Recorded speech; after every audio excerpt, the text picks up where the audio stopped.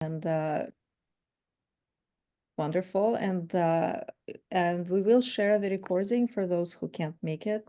It's under previous sessions in Discord. So thanks for everyone for coming here. Please participate, add comments into the chat, and we'll do our best to moderate them into the discussion after the presentation. Great. So Kiho, over to you. You can share your screen, and I think, do I have to unmute you, or can you? There we go. Cool. All right. Yeah, I can. Oh, sorry.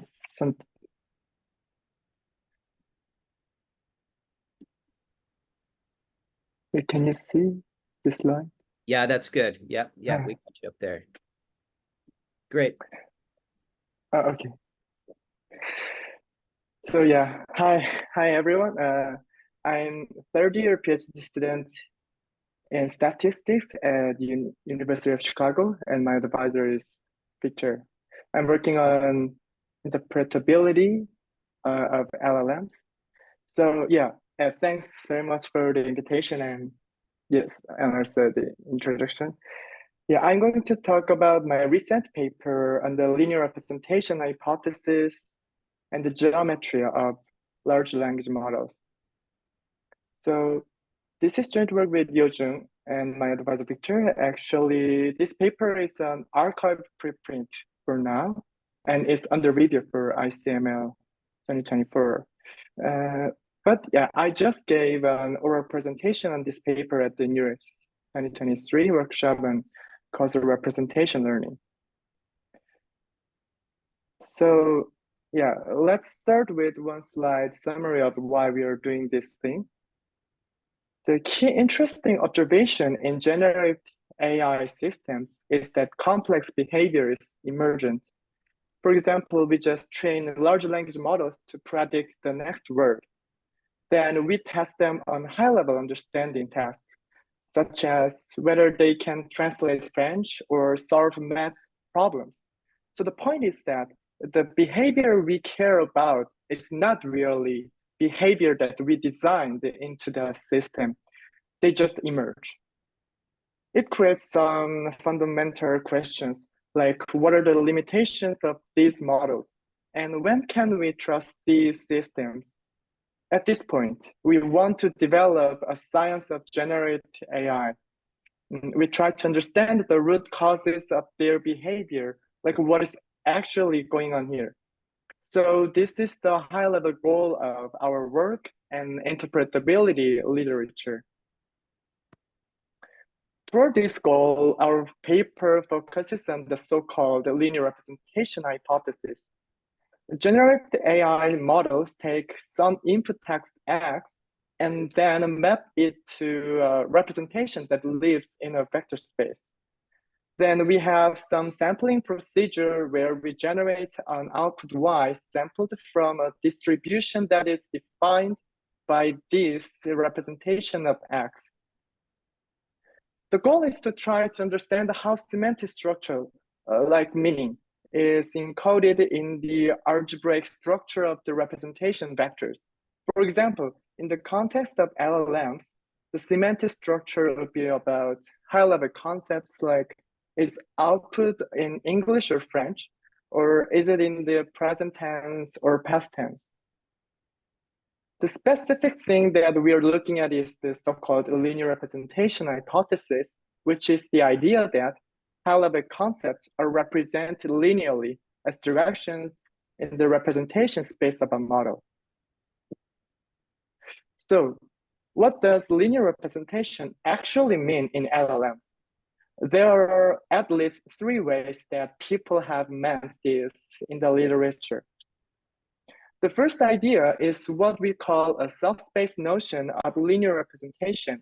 It's from the very famous word-to-vec examples where in the representation space, woman minus man, queen minus king, and the differences of all similar pairs are parallel.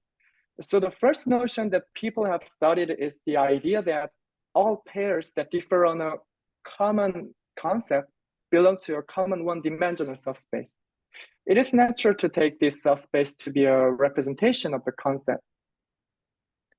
The second notion is the so-called linear prop notion. The idea here is that we have some input text that generate outputs, and then we label the outputs by high-level concepts that we might care about. Here, the high-level concepts are like, is this in English or French? Or is this about a man or a woman? Then we train a prop to predict the high-level concept by running logistic regression on the internal representations of the network. Surprisingly, people have observed that the straight linear model very often measures the concept well. In this case, we can take the coefficient of the logistic regression to be a representation of the concept. The third idea is the intervention notion. Suppose we take the representation of some sentence, like the prompt "he is that the next most likely word is king. Sometimes it is possible to find a vector encoding the target concept like male to female, where if we just add this vector onto the representation, then we will change the concept in isolation. Like we will change the next most likely word from king to queen. We can take this added vector to be a representation of the concept. So these three notions have been studied empirically in the literature. The problem we have here is that these three notions are not obviously the same notion.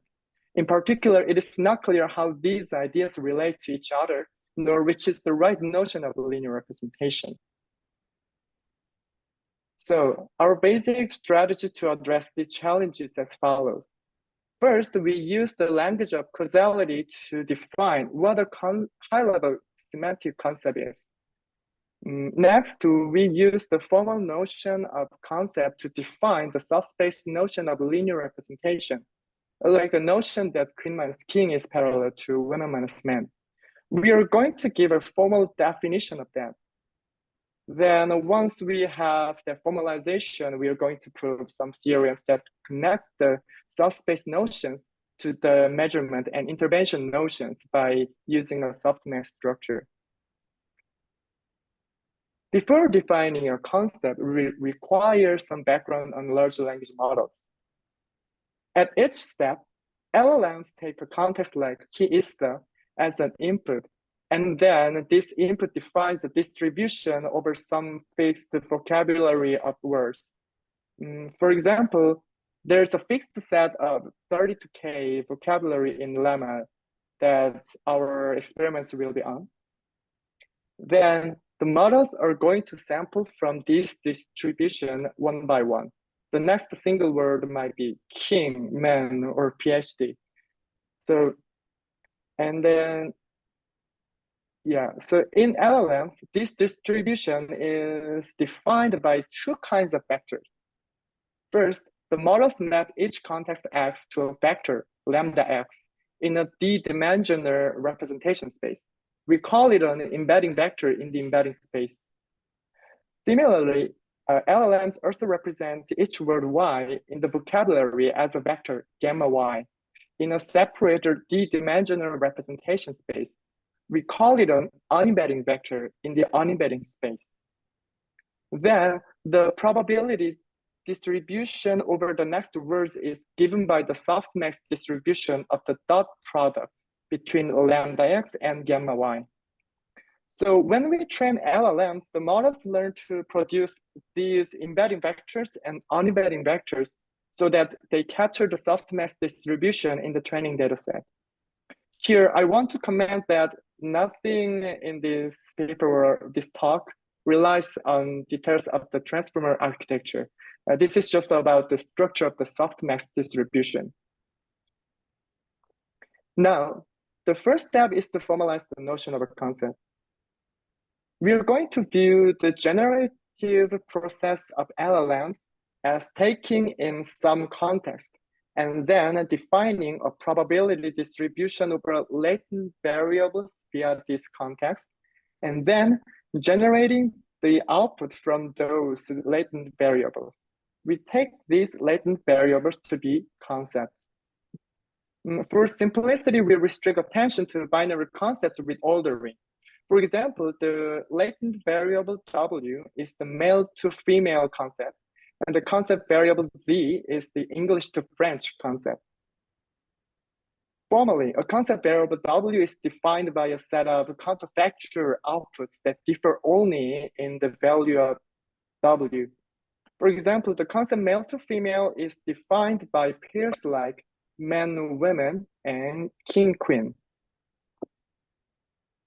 Moreover, we need one additional notion here. We specially say that a pair of concepts W and Z are causally separable if YW, Z is well defined for each value of W and Z. This means that causally separable concepts are those that can be varied freely and in isolation. For example, gender and language are causally separable. You can consider the word quadruple, the king, queen, hua, and him. Now we formalize the subspace notion of linear representation. The first observation here is that there are two representation spaces, the embedding space for the context and the unembedding space for the next word. Since the concept could be linearly encoded in either space, we define the subspace notion in each space. In the unembedding space, we say that a vector gamma by W is an unembedding representation of concept W if the differences of any counterfactual pairs like queen minus king and women minus man are parallel to the vector gamma by W.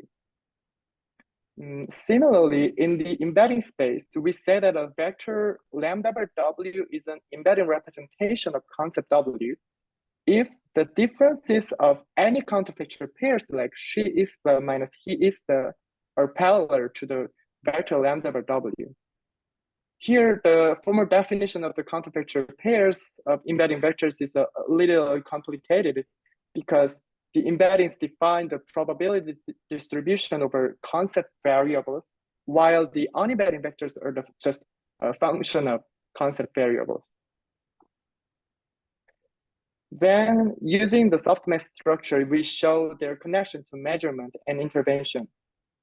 The first theorem is that if the unembedded representation for a concept W exists, then the unembedded representation will act as a logit linear probe for the same concept.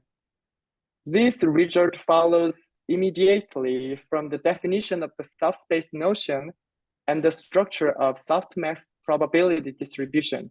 So we've now achieved a partial unification between the unembedding subspace representation and the measurement notion of linear representation.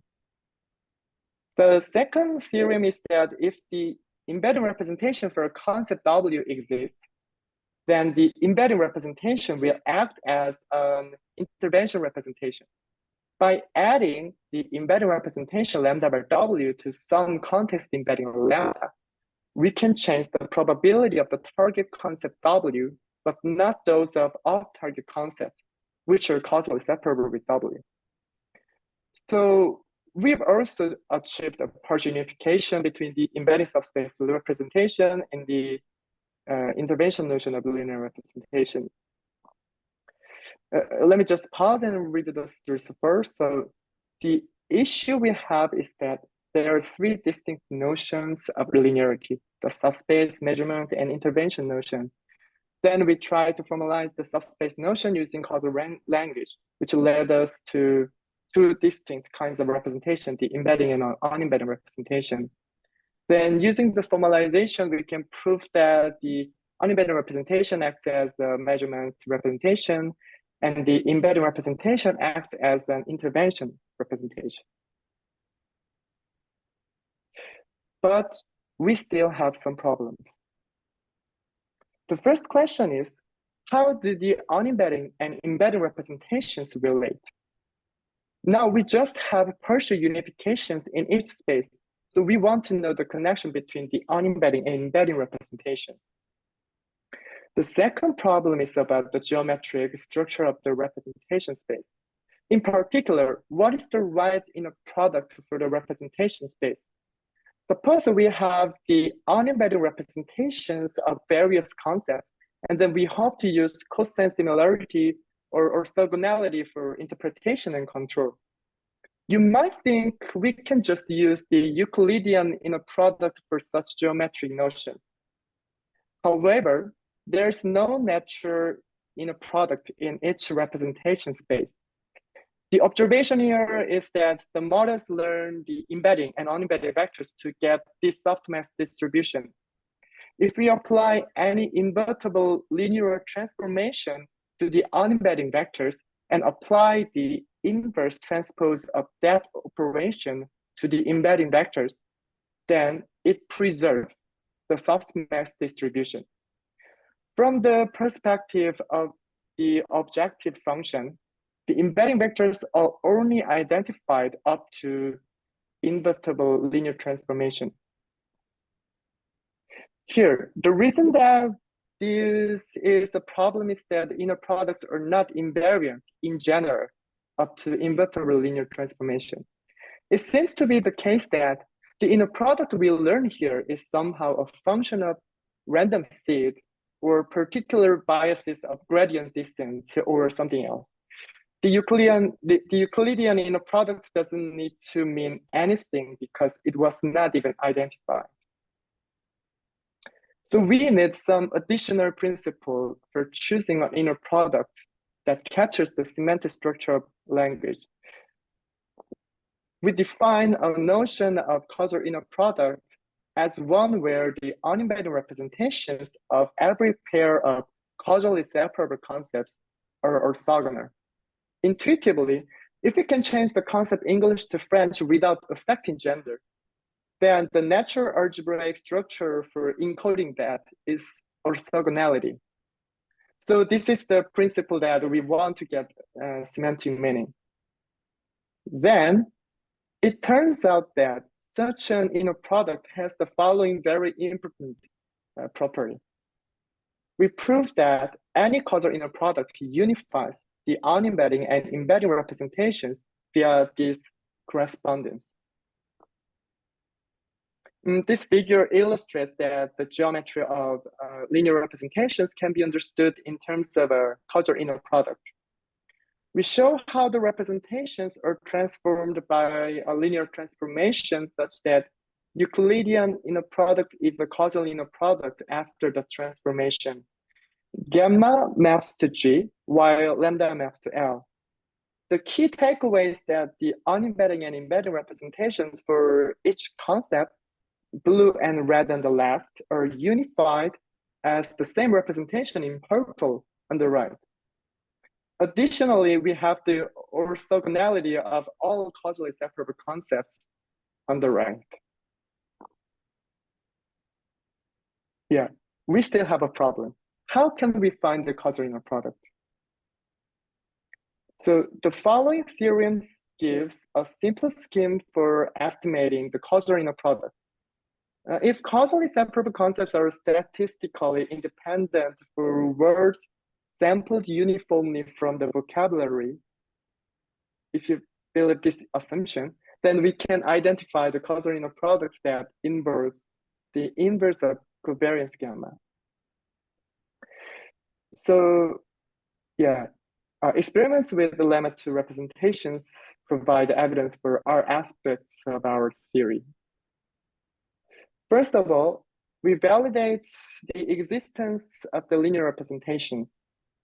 We estimate the unembedded representations gamma over W for various concepts by using the counterfactual pairs from a word analogy dataset. Then we project the differences between the unembedding vectors of counterfactual pairs onto gamma over W. For example, we project Paris minus France onto the unembedded representation of the concept country to capital.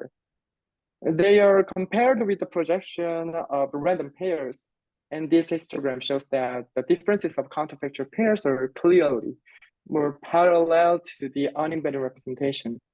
It supports the subspace notion of linear representation hypothesis. And next, we check if the inverse of covariance gamma provides a causal inner product. This heat map shows that the estimated causal inner product between the unembedded representations of causally separable concepts are close to zero, which means they are approximately orthogonal. For example, the dark blue blocks for causally separate concepts such as male to female and English to French indicate that their unembedded representations are orthogonal. On the other hand, the bright blocks for some correlated concepts such as English to French and French to Spanish indicate that their unembedded representations are not orthogonal. Here, I want to show more heat maps in different colors to mention my recent finding. The left heat map is the same as the previous heat map. Surprisingly, the right heat map illustrates that the Euclidean inner product also sort of works in lemma, as most of the causally separable concepts are orthogonal.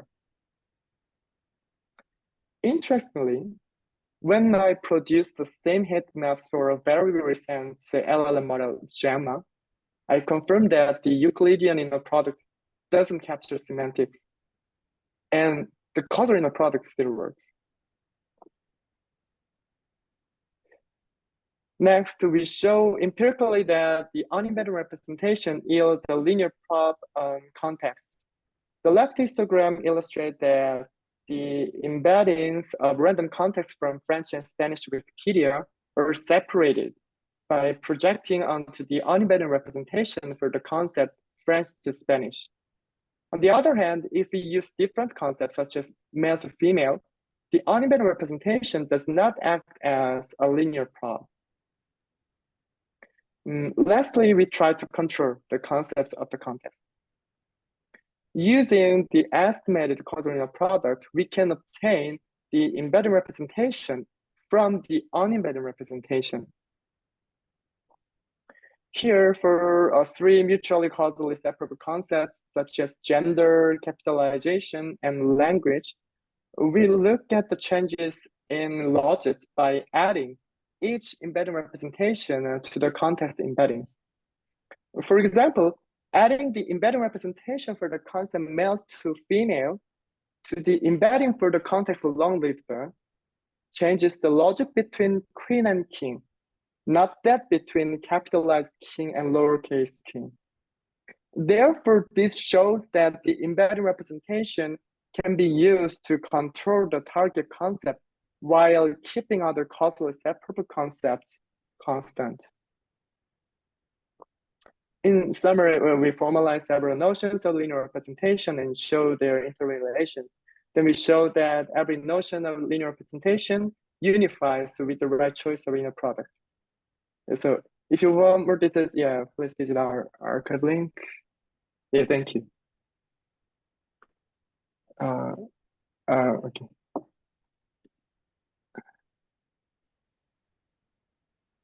That was great. Yeah, any questions? Yeah, that was great. Yeah, I mean, I will. Oh yeah, Elena put the archive link in the chat. Reminder to everybody, if you have questions or comments, post it in the chat. I have one that can maybe kick us off here. It's a really fascinating area to work, and I liked how you framed it right at the beginning. If in your kind of core goals are to interrogate the kind of science underlying the behaviors of LLMs, right? And we talked about the kind of emergent properties of LLMs that we see. And so my question is, through this method of kind of causal inner products, are you finding that you are better able to predict, I mean, I wouldn't say predict all emergent behaviors, but can you see a pathway using this model to a more kind of first principles scientific understanding of why LLMs behave the way they do, and perhaps in the future, being able to predict the behaviors that we see and when they will appear based on token size or whatever. Yeah, so like, yeah, actually, this color in a product is kind of method to see internal process. And yeah, I think I believe that this color in a product, like especially, so it is the whitening on embeddings. So after whitening, I believe that we can have like write in a product for the spaces, and it gives write in a product for embeddings and on both embeddings and on-embedding spaces. And then we can use like we can use the vectors more like so for example, let's imagine we want to do clustering some embedding vectors in embedding space, but the traditional clustering is must depend on Euclidean in a product, because they use distance. And if we use this color in a product, and then the results of clustering should change. And then I believe this in a product would give more like canonical how can I say canonical result of the clustering like that. So I think it's very powerful tool to see the vectors in LLMs, and then can help to understand the prediction. Yeah, that's interesting. It sounds promising. Has you said you delivered this at NeurIPS, right? And at ICLM coming up. Is that right? Oh, yeah, it is under review for ICLM for now. Yeah. It's not accepted for now. Have you had any feedback from others on obviously not using exactly the same kind of mathematical structure, but applying this similar kind of idea to adjacent spaces, like different kinds of neural nets, conversational or convolutional neural nets, or even any other sort of transformer models like vision transformer or anything like that. Is there an application here? Yeah, actually, that is one of the limitations. So we are just looking at the final layer of transformer. So if we want to see like internal layers in transformer layers, and then this kind of softmax structure, cannot be applied to there. So, but there can be some idea like this inner product can be applied to internal register stream in LLM. So because the register streams in LLM, they just each transformer layer just adds some vector to there, right? So the register stream goes to the finer embedding. So I think this inner product can give some interpretation methods to the internal register stream, but I think but it's not that powerful. And and also another idea is like there's one more softmax structure in transform layer, like query and key value use softmax. So maybe it can be applied to there too, but the problem is that the concept it is hard to define the concept in their that space. Like what should be a concept in key value, because when we use just unembedding vectors, we have a lot of tokens, and then we have meanings. We can interpret the meanings of each tokens. So it is easy to define the concept of unembeddings, but yeah, for the internal process, I think it's a little difficult to apply this. Great. Yeah, it's it'll be interesting to see how this work gets referenced and applied. Elena, I'll pass over to you. Do you want to maybe address the kind of the causality question from Ian as well? I mean, we could maybe even unmute a bit because there's not that many questions in the queue. Yeah. Okay, yeah. Let's maybe unmute, because I think the causality is a theme that just emerged, speaking of emergence.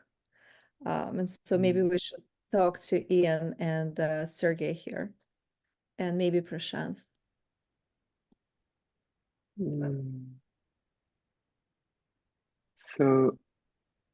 So I just is Ian? Ian. Yeah, I just unmuted, sir. Okay. I have to admit I'm not an LLM expert, but as I was listening to you talk, it sounded to me like you would become an experimentalist as a scientist, where you were actually trying to instrument and do experiments on the LLM to understand if you could find a way where there were correlations that didn't exist in the obvious mapping, and if you could use those to infer a layer of understanding that would otherwise be invisible in the LLM. And if that's the case, then I'm wondering if the follow-on thought is if you can then use that type of inference of what's actually going on within the LLM to potentially tune it to be more efficient. In other words, do other experiments with different LLMs that were set up differently that may in fact enhance or degrade the correlations, or similarly find ways where you can tune an LLM so it's more efficient in generating these conceptual maps on a more limited set of data. I agree. Yeah, I agree with that. So in the recent days, I feel understanding the unembeddings would be very important. Like, yeah, it can help it can help us tune LLMs to be more efficient. Like, so because unembedded vectors have used a lot of parameters. Like, of course, transformer layers use a lot of parameters, but unembedding vectors are also very significant.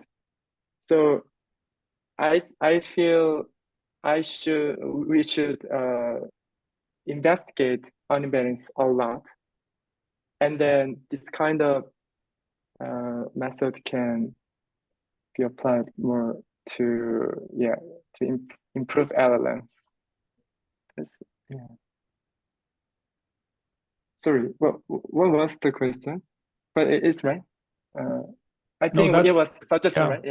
Yeah, that's pretty well it. It's just I like the idea of doing this type of experiment because it's well, having been a physics experimentalist in the past, I just love the idea of doing experiments on things because that's often the best way to understand what they're actually doing.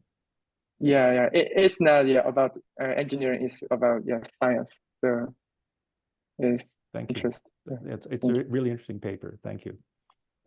Yeah, I agree with that. I think it's really nice to see because of course, when we're working in the engineering space with LLMs, I mean, there's so much pressure just to keep tweaking things until it magically works, right? But the real challenge is to figure out what are the underlying mapping, what are the underlying functions that allow it to work, and then how can we build up future models in a more systematic way instead of just kind of like trial and error and cross your fingers, I asked Aidan Gomez a couple months ago. Actually, it was at NeurIPS, about the transformer paper, and I was talking to him and another colleague a bit about the moment when they tested the transformer formula, the attention mechanism with the softmax in it, and whether or not they recognized it before they tested it. Did they recognize some sort of scientific truth sitting there in that formula? And they said no, not at all. It was just like it happened to work, and and why it works, they still don't really know. It just does, So I really like this perspective. I'll pass over to SG. SG, you had some comments and maybe a question for Kiho. Yeah, thank you, Joseph. Yeah, I noticed that this paper it relies heavily on causality terminology. Yeah.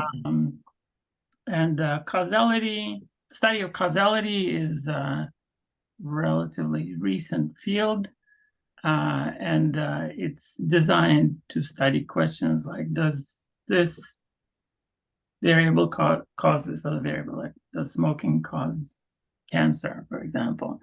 And especially if there are several variables involved and there's correlation, but we're not sure if there is causation between those variables that are correlated, or maybe the two variables that we suspect of having a causal relationship are actually both caused by a third variable and things like that.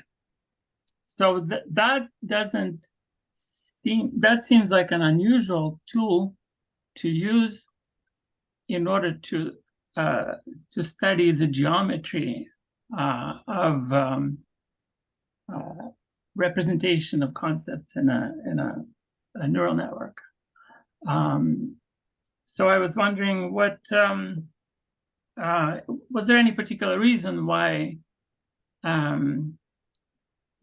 these tools from causality, including such things as counterfactuals and interventions, was there any reason why it was felt that these things were necessary, or that these things would be helpful in shedding some light on the geometry of Yeah, I it just seems like a strange combination. If the goal is to study, if the goal is to try to understand how the concepts are represented in an LLM, it's just a bit. I find it a bit difficult to understand what the connection might be to causality, especially because in neural networks, there's no causality to try to figure out, to try to understand. Everything, any causal relationships that are there are built in by the design of the model. There's nothing for us to figure out the way it is in the real world in such variables as, using the previous example, smoking and cancer. Yeah. Oh, yeah. Thank you for the question. So, yeah, the causality I said is a little different from the kind of causal problem. So yeah, does smoking cause lung cancer? Yeah, the kinds of questions is about some causal structure, or I don't know, causal reasoning or something in LLMs. So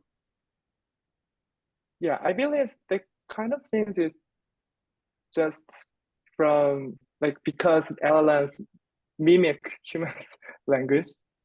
But our causality in this paper is not about the kind of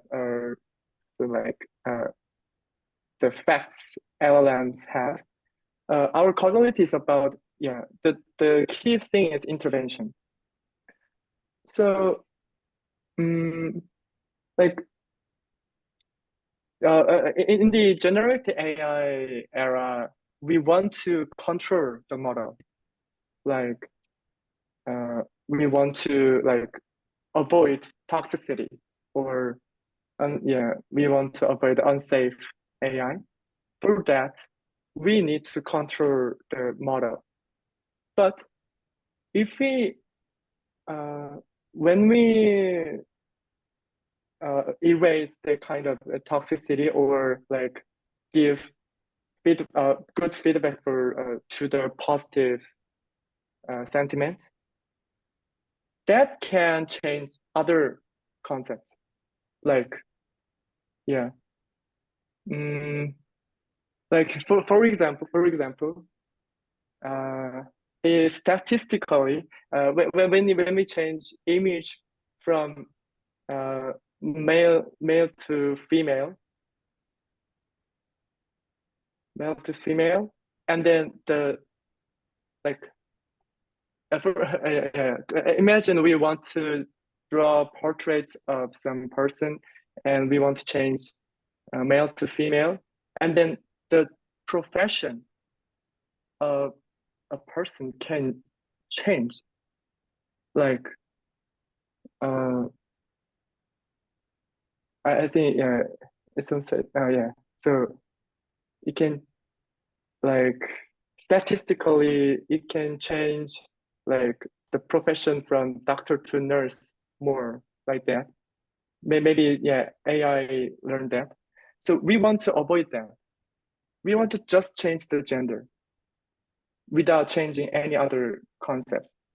So that's the point of the intervention. So here, our causality is about that kind of thing. So we believe that there are some latent variables in LLMs. There are a lot of latent variables, and we want to change one kind of variable, and then this changing should not change other things.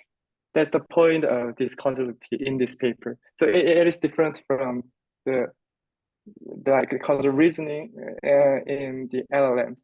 Yeah, I think the kind of causal reasoning is also about like very complicated structure between many latent variables. Yeah, that is also very difficult. It's ironic that I mean, in many ways, the use of that word causality, it points to kind of the limitations of the language itself in using, because of course, as you were saying, SG, what causality means in the real world, right? Like in epidemiology or something, is very different from the idea of what causality is inside a language model, where the variables are entangled, right? And of course, whenever there's variables that are entangled like that, you know, you change A and A changes B, but in changing B, that in turn changes A. That those are non-linear processes, right? You know, but we're modeling them in linear geometrical space, right? So that I find really interesting as well. Like the difference between the cause and effect between variables that ideally should be discrete, but are not, right? In the way that they're entangled in the model itself. Yeah, right. Yeah. Elena, anything from your side? There was a question I thought maybe we can throw in about how it generalizes beyond llama to other classes of models. I think that's an interesting question, especially given that we have new models seemingly released every day, from large to small to new Anthropic release that's supposedly better than GPT-4.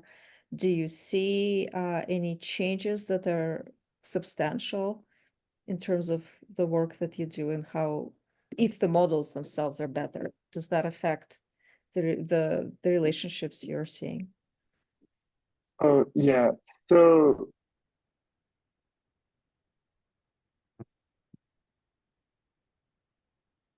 Yeah. This plot is about Google's model Gemma. So yeah, when I tried it, I think causal linear product significantly works in this model. So yeah, and I was thinking about why it happened. There are like two kinds of reason. The first one is like the vocab size. The Llama model has 32K vocab size, but Gemma has 200K vocab size. So many tokens are longer, and there are a lot of tokens in unembeddings. And it means it is difficult. It is difficult to like embed each token in the high dimensional space because there are a lot of tokens. So the orthogonality might not occur. But I think the more important reason is the second one. So LLMs use token embeddings for the two places. The first place is for before transformer layer, the input embedding, there are input embeddings, and the final layer has like token embeddings for output. So in Gemma, they tied these two weights, but Llama learned these two embeddings separately, and it means so when you see this just on embeddings, the origin is not meaningful because it is the softmax distribution is invariant to the origin of unembedding. Because when you like add anything, any constant vector to each unembeddings, and then it doesn't change softmax distribution. But for the input embedding, the origin is meaningful. So I think that's the reason that the Euclidean inner product in Gemma is not that good. So when I saw the unembeddings, when I saw the token embeddings, they are in very narrow column. I didn't see this structure in Llama, but in Gemma, because I think that is because of the origin. Origin is very like being strong, and it gives this kind of structure through the training process. And then it means many linear representation are very correlated, as you see in this plot. But the causal linear product, so the whitening can like spread out all of the unembeddings very isotropic, like isotropic structure, and it gives strong orthogonality. Yeah, that's what I saw in recent days. Yeah, thank you. Any other questions or comments for Kiho? I will just ask right away, like, what's next? What do you have your eyes set on next, either with Victor or without, or